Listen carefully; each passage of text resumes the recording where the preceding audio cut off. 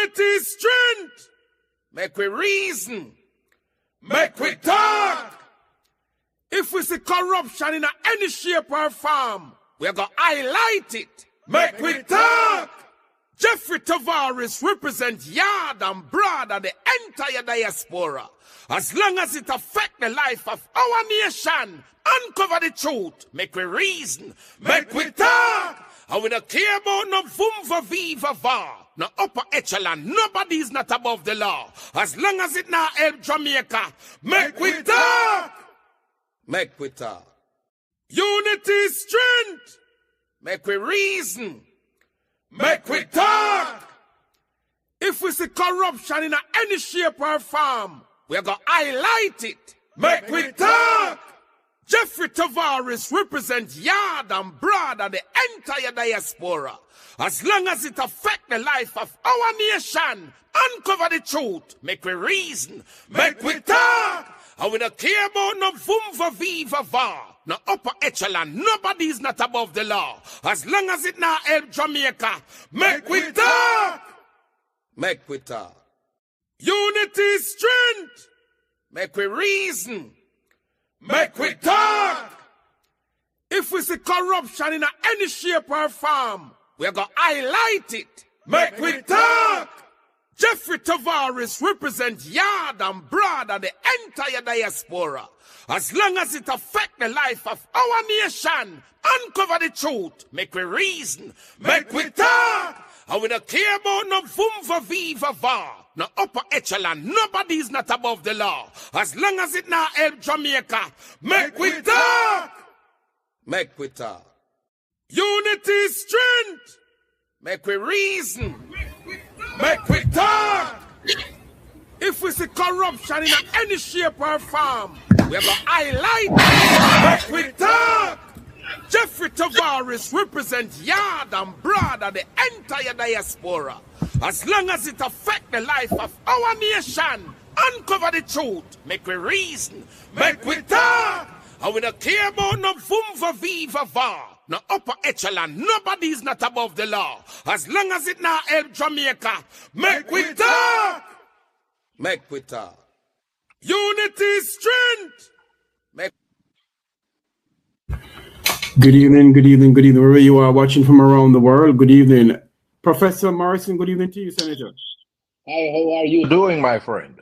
I am hanging in there, my brother, despite everything that is going on. Yes. Hanging in there. Keep holding on. I'll try, my friend. I'll definitely try. Professor Morrison, welcome to the program, sir. Thanks for being on again. Yes. I'm going to play a video here that you spoke about in the parliament. And a lot of people are asking about this video that you did.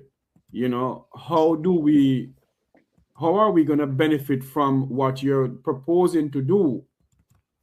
So let me play this video. Everyone can hear what I'm talking about pertaining to a bill that is it a bill you're going to put in the parliament, or is a legislation going to pass? No, it's a motion. It's what we call a motion. Yes, a motion. Okay, let me play this video here in the meantime as you come on and you explain this to us, please. Okay. Mr. President, I beg to give notice that at the next sitting of the Senate, I will move the following motion. Whereas in 1975, through an amendment to the National Insurance Act, the National Housing Trust, NHT, was established. And whereas the amendment to the NIS legislation allowed for statutory deductions to be made from the salaries of all workers and required that these funds should be used exclusively for the building of houses for contributors. And whereas by 1978, the National Housing Trust Act was approved in the Houses of Parliament, thus giving the NHT its own legislative anchor. And whereas critical to this legislation was the creation of a fund that would contribute to the building of affordable houses to contributors. And whereas the NHT was established by the government of the day within the context of a foundational principle of social justice and a recognition that shelter is a right for our citizens. And whereas the NHT has led the transformation and modernization of Jamaica's housing stock, as seen in the over 300,000 houses that have been built, either directly or through build and own land, and has impacted the lives of over 1 million Jamaicans over the past 50 years. And whereas every time a Jamaican receives a key to a house built by the NHT or mortgage provided by the institution, the beneficiaries should be reminded that the Most Honorable Michael Manley established this transformational institution at a time when there was much resistance to its creation. And whereas his visionary policy has proven the naysayers wrong, as in every constituency and community across Jamaica, a housing scheme or house has been built out of funds from the NHT. And whereas, for the interest of time, I'm going to just cut it there and have Professor Morris. Welcome, Wilfred Rattigan. How are you doing, sir? Welcome to the program.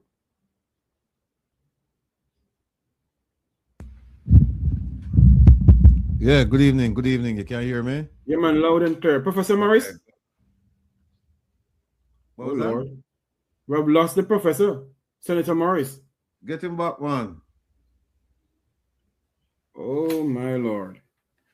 We'll take over a minute from now. Okay. Good evening, everyone. Glad to have you with us. We're planning to have a chat with the senator regarding the housing issue in Jamaica and NHT. As you know. Yes, Professor Morrison. Sorry, Will. Yes, Professor Morrison, welcome back. Yeah, sorry about that. It's, you know, I mean, Jamaicans once them here say, you're there for Mek Wi Talk, you know.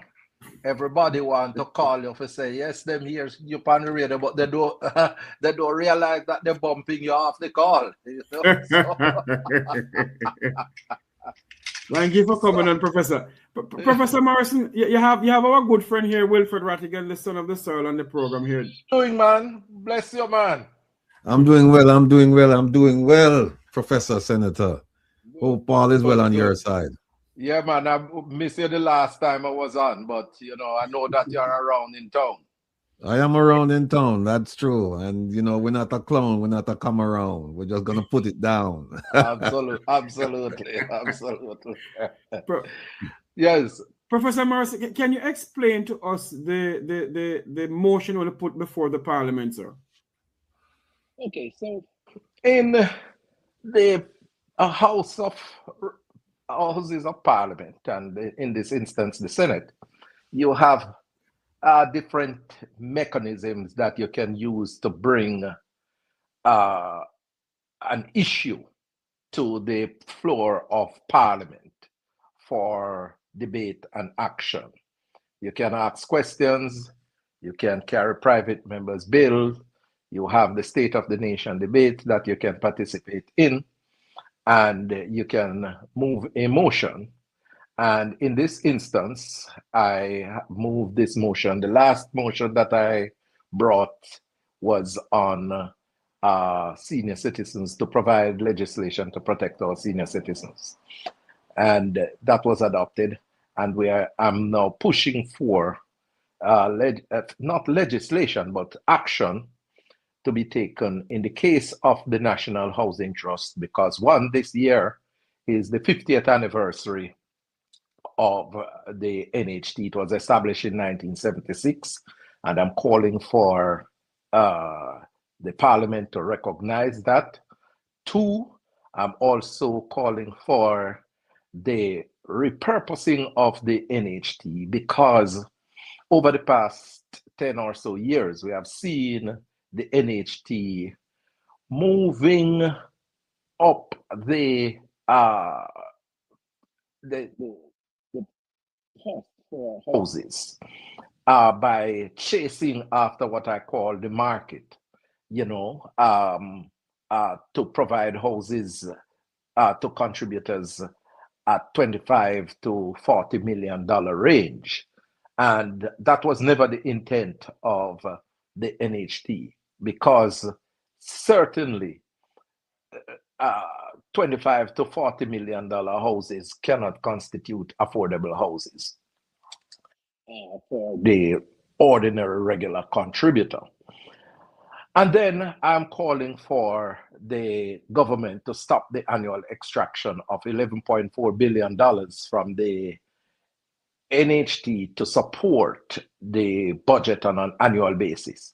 You'll recall that in 2013, after the financial debacle that the Portia Simpson Miller administration encountered with the inheritance from the previous JLP administration, we had to go to the NHT to help support the budget, because we were in a precarious position. The government had abandoned the previous IMF program, and the IMF was insisting that certain measures had to be put in place before we could get any funding internationally. And so that we had to resort to the NHT. And there was a part of the ultimate agreement that came up with the IMF. We had to get the annual support from the NHT up until 2017. And when the government did it, the now government, then opposition, was very strident in its opposition against it. As a matter of fact, one of its supporters took the matter to court, and the court ruled against him on the matter. Now, we have a situation where the said government now that opposed the provision then extended it beyond the 2017 period that the Portia Simpson Miller administration had to end the extraction. And so they are now in their 10th year of implementing and taking out $11.4 billion from the NHT. And I'm saying that, this needs to stop now, because it was never meant to be a permanent fix in terms of taking that amount of money from the NHT to supplement the budget. Monies that go, NHT is a trust fund that is being funded by contributors' money. It is not a tax. And from the moment government start to take the money from the NHT, on a sustainable basis, you're going down the route of taking out the people's money, and that is taxation. And we are saying no to this continuation. Time has come for it to stop, and to take that $11.4 billion and use it to build affordable houses. And that is even more a national imperative now, in light of what transpired with Hurricane Melissa. Hurricane Melissa has destroyed a significant portion of the housing stock in the western part of our country. As a matter of fact, I have seen data which suggest that over 40,000 homes were destroyed. And undoubtedly, Hurricane Melissa is going to push up, or has pushed up, the demand for houses. And NHT need to be actively involved in that space in building quality, affordable houses for the contributors. And that $11.4 billion would go a far way in the construction of these houses. And so that is what we are pushing for from the People's National Party. One, a full recognition that the NHT has become a colossus in the Jamaican landscape. It has transformed in a significant way the housing stock of Jamaica, so much so that wattle and daub and thatch houses and bamboo houses have become a thing of the distant past, you know, and those were the norm prior to 1976. And you just want to go over Portmore and see what has taken place. That entire St. Catherine, right across Jamaica, you know, the housing stock has improved significantly.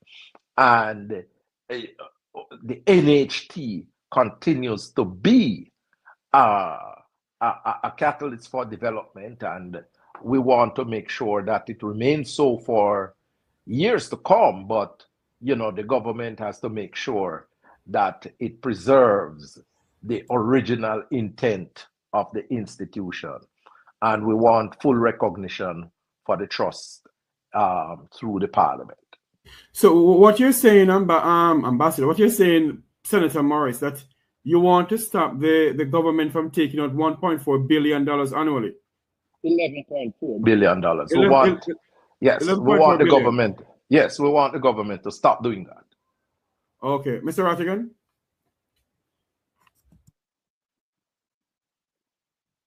Unmute your mic, Mr. Rattigan. Unmute your mic. I'm not hearing you.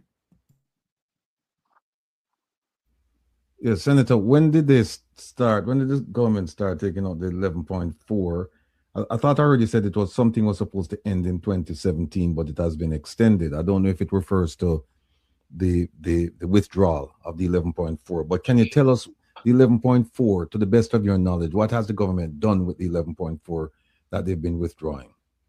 Okay, so first and foremost, it started in 2013, as I indicated earlier. It was a part of the IMF agreement that the Portia Simpson Miller administration had forged.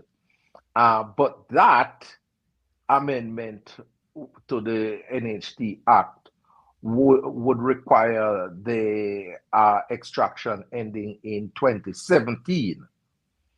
But the government now has extended that to, well, I don't know if it is 2026 or 2027, whenever it's supposed to end, but we are saying we want it to end now because the housing demand out there is just huge, and it is even more so now that we have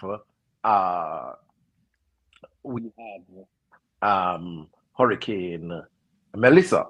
You asked about, you know, what has the government done with that 11.4 billion. I can't say, because when you take money and put it into the consolidated fund, it is a pool, and you know, the funds are distributed through different channels. So it's not to say that that 11.4 billion was taken to build houses from the national budget. It was just put in the pool and then distributed through all different government channels. Senator, let me play devil's advocate. Bear with me. I don't like the devil though. All right, let me play advocate for another point then. All right. For no, if if the Portia Simpson-led administration started this process, and it was supposed to end in 2017, and this government took over in 2016, don't you think that they would have a right to say, well, look, you took it out, you started taking it out, putting it into the consolidated funds to fund all kinds of government projects. As you said, nothing is earmarked. It's just the money went from NHT into the consolidated fund. And now we are in a crisis. We need to continue doing this. So what are you complaining about? You used to do it, so now we're doing it. Well, a couple of things. One, you would recall that at the time when the funds were taken out of NHT, we were in a deep financial conundrum. The debt to GDP ratio was over 145%. And coupled with that, the agreement which was forged between the then JLP administration, there was a breach, and we weren't getting any money from the international community as a result of that breach. And so, you know, the Portia Simpson-Miller-led administration had to come up with creative ways in order to fund the budget at the time, hence the dipping into the $11.4 billion. And the government now, who was opposition then, was very much in opposition to that.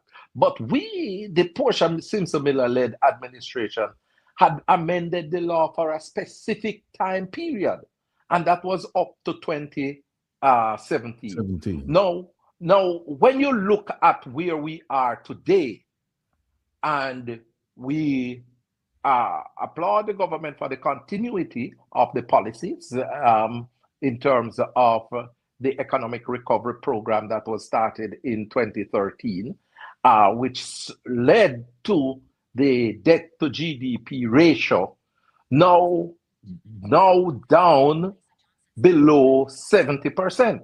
Remember, I said to you that in 2013, the debt to GDP ratio was over 145%. We have seen that cut in half. There has been a significant improvement in the economic situation here. And so I believe that we are in a good position to make the NHT money stay where it is. As a matter of fact, it will be there, you know, to drive economic activities in terms of housing, but it will be improving the housing stock in the country. I don't know, this $11.4 billion going into the consolidated fund is not going to improve the housing stock. You know, I mean, it is placed, as I said, in a general pool to do many, many different things. We want the monies at NHT to do what it was intended to do, and that is to build houses for working class people in Jamaica. Let me hit you with two quick things here. One is, you mentioned the debt to GDP. The debt to GDP, as you correctly pointed out, it has been halved, right? Mm-hmm. However, as a result of Melissa, it is going to go up because you have to borrow now. They're actually not have to. The Jamaican government is borrowing. So the debt to GDP ratio will not stay where it is. It's going to go up by all projections. So isn't that a good argument for them to say, well, we have to continue taking it out and find creative ways to help with the budget to fund all of the projects that we have going? That's one. And then the second point is this. In 2020, the government said in its manifesto that they're going to build 70,000 affordable homes. And each year, they're going to invest a minimum of $1 billion in social housing to include construction and repairs. As the government point person on housing in the Senate, have not the government, the opposition. Do you know if the government achieved this goal? All right, let me dissect both questions. Sure. Because you indicated that, yes, the debt to GDP ratio is likely to encounter changes as a result of Melissa. But I will also point to you that the government has been paying down the debt faster than originally scheduled, right?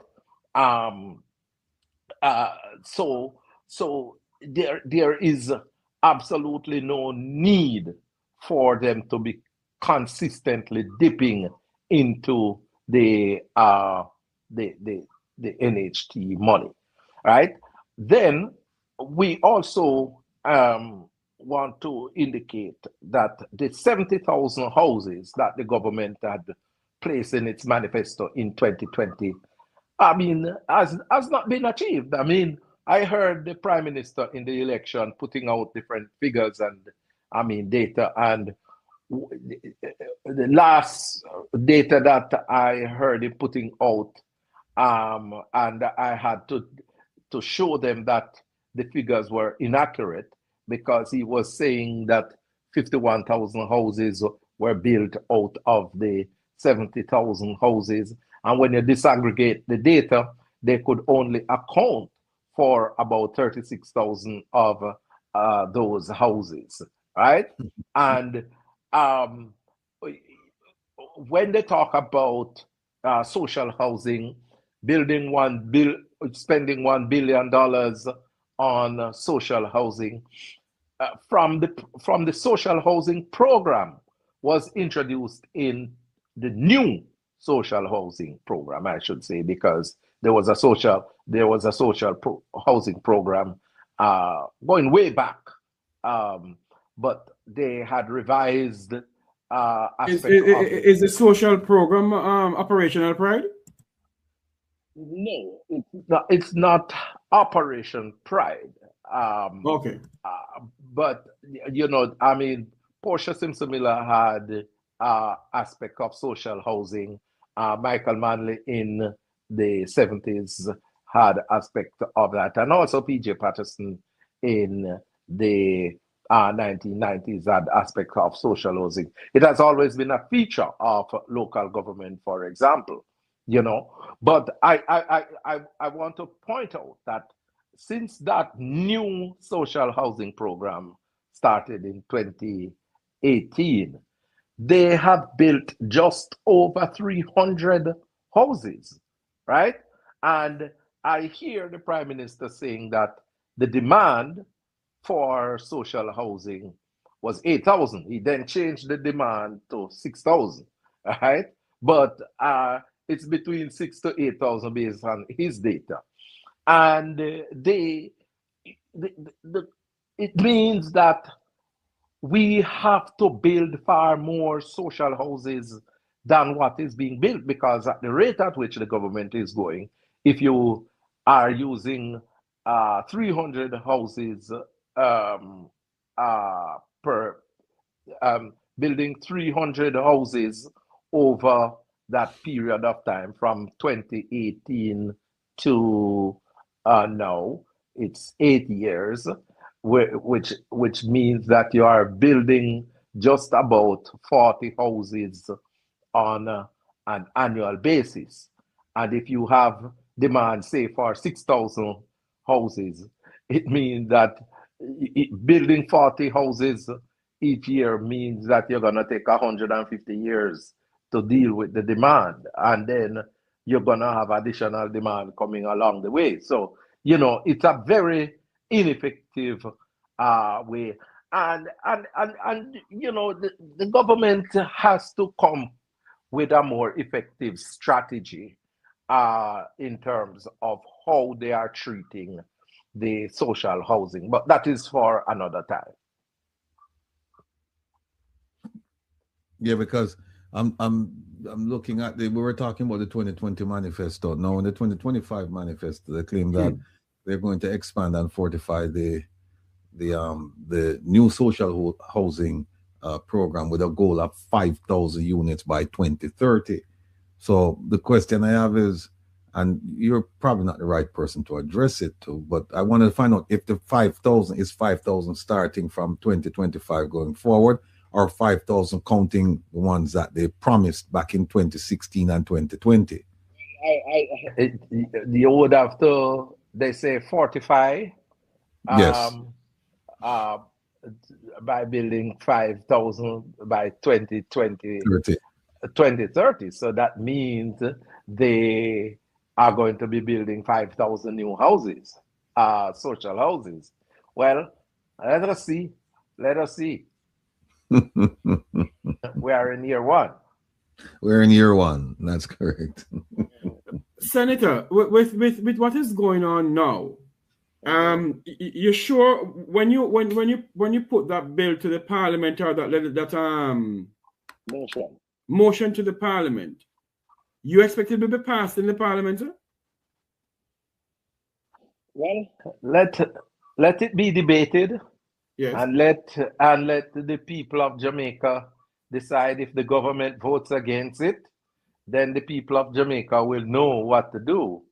But you know, and we have proposed motions from time to time, and you know, they are amendments are proposed in order to make it more amenable to all the parties.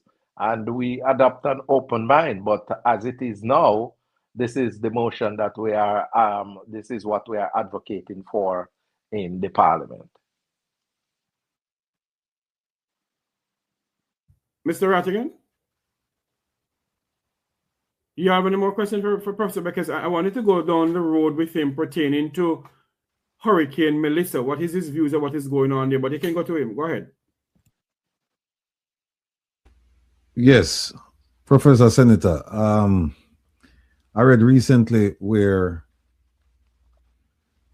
there was a vote taken in the Senate concerning an amendment to the FID Act. And essentially, the way, and help me to understand what's going on here. Based on what I've read, it seems as if they were trying to do away with ministerial oversight, with FID reporting to the minister and having a direct connection. But then they said that that the reporting requirements now must be in compliance with the Constitution, and then they said government policy. Yes. Yeah, and it seems as if that is it passed, but it seems as if that is going to be a problem, because it looks as if they're trying to. It's like the 3-card man. You know, I'm sure you're the card over here, but then the card is actually over here. Move the card, right? Because the thing that you're trying to get away from is government intervention in the reporting, and somehow it seems as if when they say policy, government policy, that even though you take away the minister out of it, you still have the government involved in it. No, that is the trick, because who enforces, who implements government policy? Government. Well, in this instance, the minister. Minister, yeah. The minister in each ministry, right? And so you replace them, you take out the minister out of the law, but you replace it with policy. So what you are doing is have a broad statement relating to policy, which, you know, is even more concerning, because what this is going to do is to take the entire institution of the cabinet into focus. So it is cabinet that approves policy, the minister that that implements on behalf of cabinet. So everybody in the cabinet now will be involved. And there's no opposition in the cabinet, as we know. So absolutely. You know, I mean, it is very troubling situation. And as the loyal opposition, we have to scrutinize these legislation in the parliament, and we continue to do so and point out the deficiencies, because we want to make sure that there is proper governance structure in the country. Professor Senator, we have a program on Saturday. I'm not sure if you're aware of it, but one of the things that we do is we try to educate our people. And we've spent a great deal of time trying to educate them on parliamentary proceedings. And we believe that it is not enough to voice an opposition as vociferously as you may want to in the Senate and in the House, but we believe that it should extend to civil society and the community at large. So the question I have is, given that this particular, we could pick any number of legislation passing through the House, or any number of policy, any number of activity, but let's stick to this one. Is there a plan to inform and educate the public writ large concerning this particular vote? Well, definitely we have been doing that, because since Friday, a number of spokespersons, including the leader of opposition business in the Senate, Donna Scott Motley, has been on talk shows talking about the particular issue. And I'm certain that there are other forums that will be used to articulate it. But what you are saying is that, in a broader sense, we need to have a forum outside of the parliament where, these issues are ventilated on a consistent basis, something akin to People's Forum, not just press conferences, because we do have press conferences. So I will pass that on to the team, to make sure that, that is a part of the communication strategy. Because we do interact with our party groups and so forth across the country, but you need a broader spectrum of voices and ears to communicate with. And the reason why I asked the question is simply because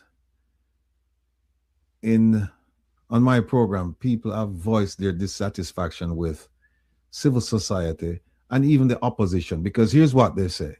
They say Jamaica is content rich, and yet we have a whole bunch of 9-day wonders. Something will come out and we will address it, we will highlight it, we will spotlight it. But then after a month or so, 2 weeks or so, you don't hear anything more about it. And what we've done on my platform is that we say we don't have no 9-day wonder. So for example, like the drill, we keep drilling down on the drill. The buses, we keep talking about the buses and a range of issues, fertilizer. We keep talking about these issues so that, because a friend of mine who's an educator said that sometimes when teaching people, it's repetition. You can't give it to them one time and expect that the mass will absorb it and will understand it. They said you have to keep hammering it. Sound like a broken record, and then people get it. And then with that information, then they can take appropriate action. Please comment on that. Let me tell you something, what I have observed. And it's a sad reality in Jamaica, because corruption is something that I condemn and I frown upon it every shape and form. And it has been institutionalized in Jamaica. And people now see it as a part of the thing. I saw the thing set, and somebody was pointing me to a situation where they said, the biggest hero in Jamaica is Brother Anansi. And Brother Anansi is known for his generalship, you know, and so people now accept these corrupt practices as a part of the Anansiism, and you know, so you talk and they will be incensed, and that outburst lasts for 9 days, and the people move on after that because the cultural reality sets in, coupled with the fact that people are consistently looking for sound bites. That is why you hear people talking about Jamaica being content rich, because, you know, I mean, something is happening all the time. And the media, I mean, they will raise it for 9 days, and after that they move on.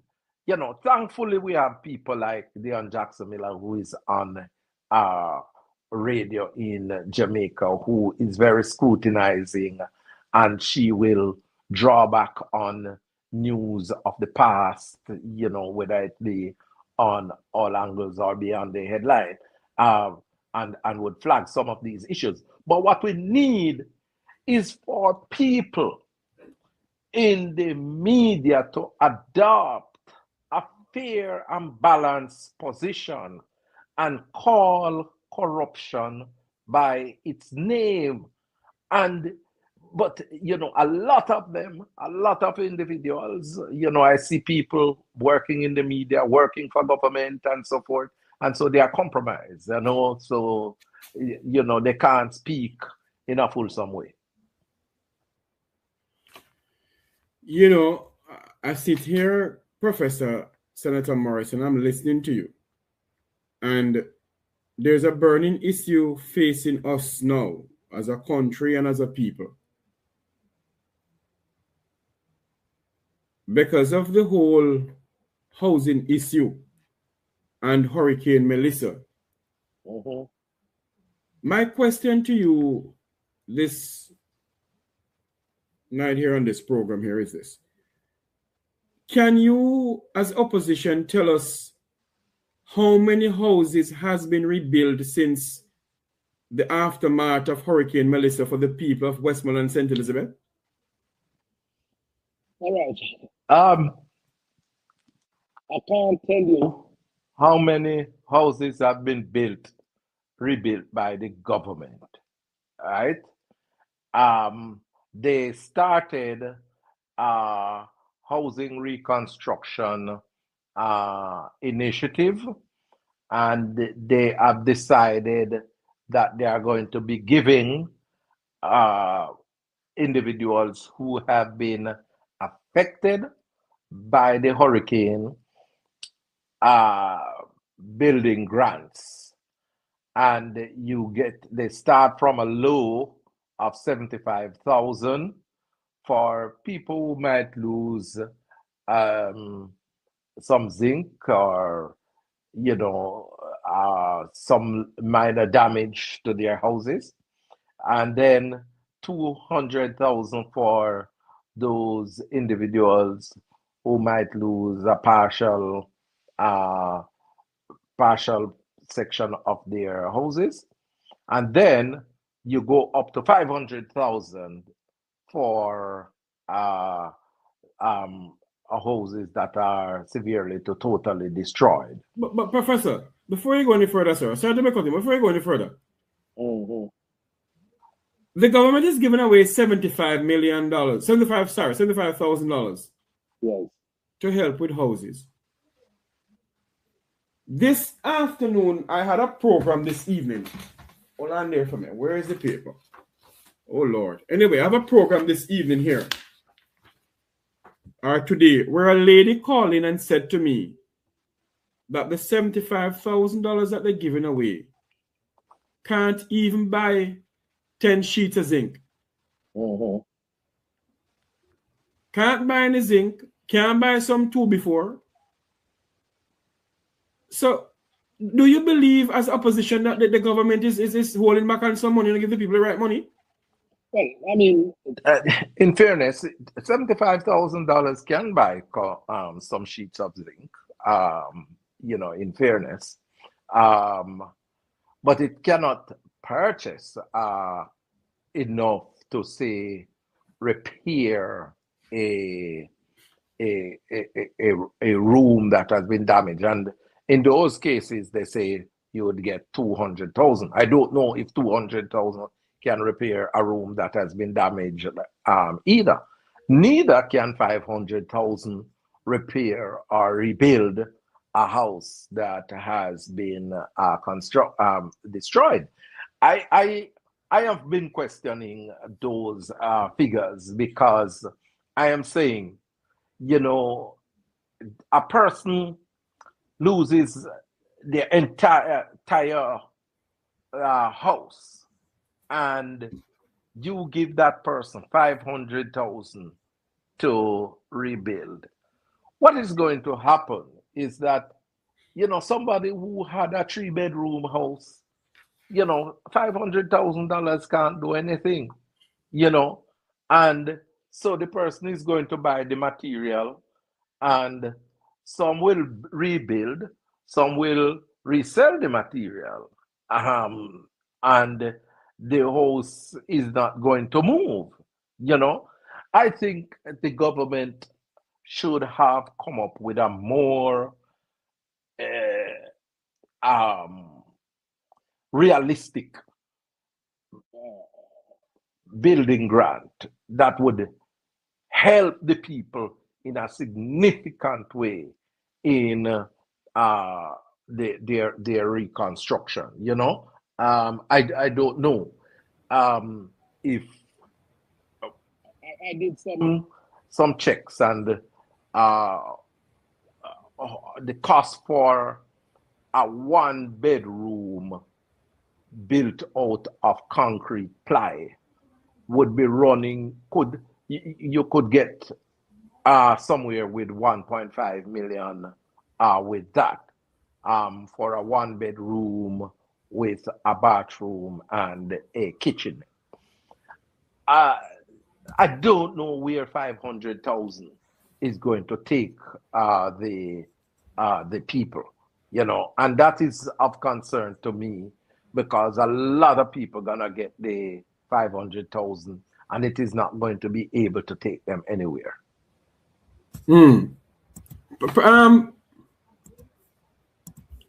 Professor, I wanted to read something here to you. Where did I put it now, Lord? Okay.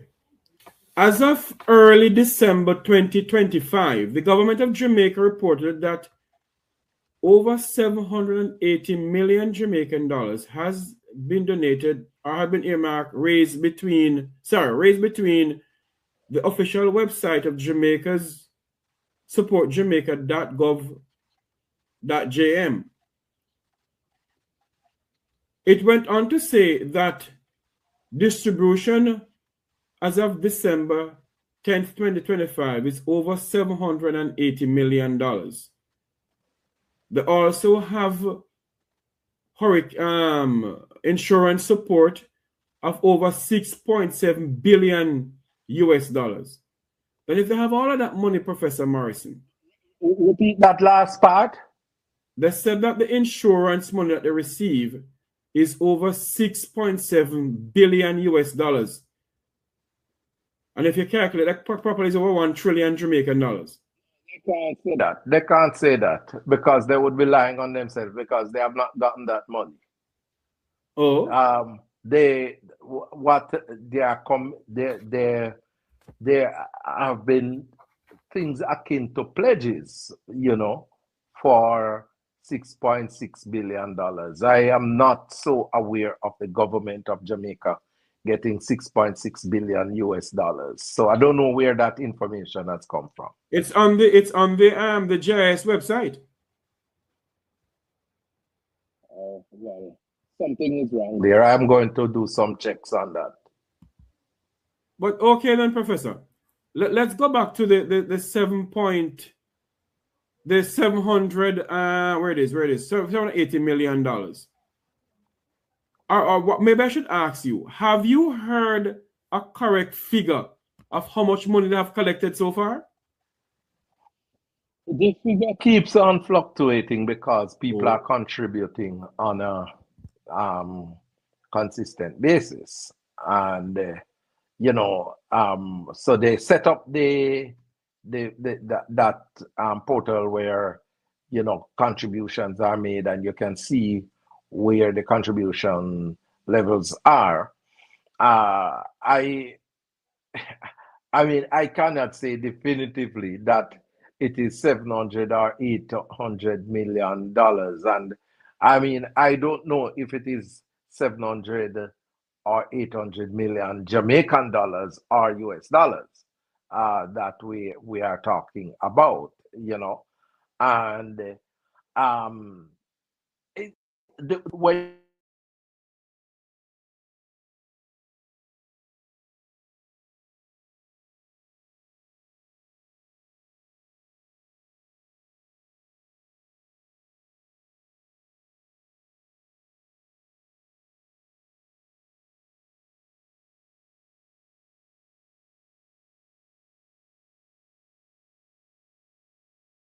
Professor?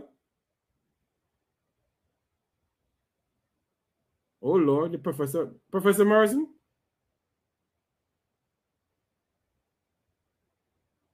Oh Lord, I'm not hearing at all. Mr. Rattigan? Yeah, we try to get by the professor, man. In the middle of explain the thing. I think he's try calling. Let me see if I can get a hold of him. Get a call. That's what happened. Remember, he was saying that whenever call comes in, it kicks out. It kicks him off the program. Maybe you should ask him to use him computer instead. I thought he was going to use that. Maybe his wife is not home. Oh, here he is. Professor, you're back? Hello? Yes, sir. Opposition leader call you or something? So, you know, as I tell you from time to time, these calls come in and bounce you off when you are online. So that is what has happened just now. You are hearing me clearly? Loud and clear from Negril Point to Moran Point. Okay, good. So, yeah. Go ahead. So you know, I am not certain as to whether we are talking about US dollars or dollars. It is 780 million Jamaican dollars, approximately 5 million US dollars raised via the official website of supportjamaica.gov.jm. Yeah. And on the website you are able to see where... No, that is what JS is saying. I didn't go on it and look. Let me go on it and see if I can find it. Ratty, you find it? Let me see something here. Because it's supposed to also show you what those funds are being used to do.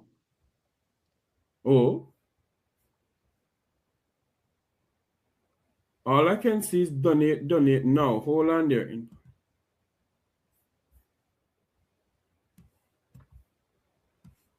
I am not seeing how much money I've donated so far. ODPEM. Let me go into that. What the ODPEM is saying. No, I am not seeing that either. Professor?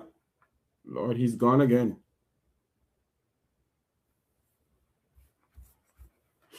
Well, we have lost Professor Morrison once more. We're speaking to him about the official website, the money that was collected so far by the Jamaican government. We haven't heard a full tally of it. We have not heard a full tally of how much they collect within the Jamaican diaspora. Have you heard anything about it, Mr. Rattigan? Not hearing you, sir. No, I haven't heard anything. If you're looking for it on UpDem, you're not gonna find a lot, because remember the Auditor General just came out with a report about 2 or 3 weeks ago, and she was complaining about this, or she highlighted this, that They don't have proper accounting to determine how much money has been collected and how the money has been spent. So you may want to look at that report. Oh Lord, Professor. To run leave you shortly because some people calling me left, right, and center to deal with something. So, you know, but can you turn the camera a little bit more to you? Okay. There you are. Yes, there you are. Okay, since you have to run, I want you to talk to us about what do you know so far, what the government has collected, or what they have. You have any idea what they have spent? Have you gotten a receipt or a paperwork saying that they have spent X, Q, Y, Z so far in hurricane relief between Westmoreland and St. Elizabeth? No. I'm not aware of that. If such a statement is made, it would have been in the House of Representatives, and I'm not so aware of any recent updates. Are you holding your breath that something will be present in the budget coming up?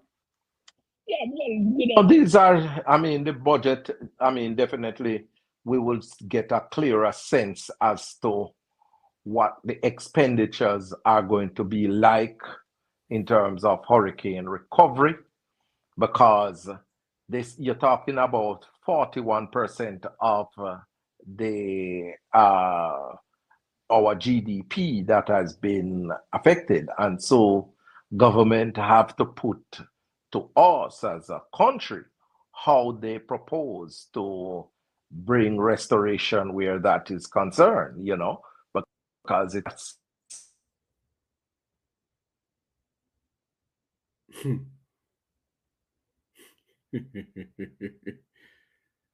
I think somebody don't want Professor to talk to me tonight. We are speaking to Professor Senator Floyd Morris of the Opposition People's National Party. He is the spokesperson on housing and sustainable living. And we're speaking to him about the housing issue that Jamaicans and Jamaica face, especially those who were affected by Hurricane Melissa during the passing of Hurricane Melissa and even during the passing of Hurricane Beryl. The people of Jamaica hasn't gotten a proper figure of how much they have collected so far, how much they have given out. We haven't seen that, and we have been asking. How much has the Jamaican diaspora within the United States, how much has it given? How much has the Jamaican diaspora within Canada, Europe, and other places? We haven't heard anything from them pertaining to that. And those are the questions that we have to ask when we get the opportunity to ask. Professor Morris, I know you keep on getting calls. I'm going to have Mr. Rattigan ask you the final question, and then we can wrap up with you. Right. Professor Senator, very simple question. What's the priority for the Senate in terms of the opposition's mandate?